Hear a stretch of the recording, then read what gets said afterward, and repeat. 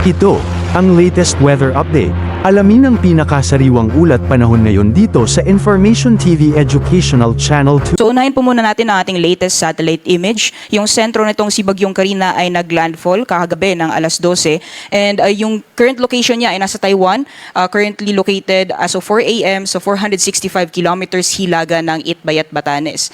Bahagyang humina po ito, nagtataglay ng lakas ng hangin na umaabot ng 150 kilometers per hour malapit sa gitna at pagbugso naman na umaabot ng 250 kilometers per hour. Patuloy pa rin po itong kumikilos pahilaga sa bilis na 20 kilometers per hour. Kung makikita po natin, malaking bahagi pa rin po ng Luzon ay posibleng makaranas or asahan pa rin po natin magpapatuloy yung maulan na panahon sa malaking bahagi ng Luzon, lalong-lalo na dito po sa may western sections ng Northern at Central Luzon, pati na rin sa may western sections ng Calabarzon and sa may Mindoro provinces, pati na rin sa NCR. Kaya ingat pa rin po sa ating mga kababayan, lalong-lalo na dito sa may kanlurang bahagi po ng Luzon area.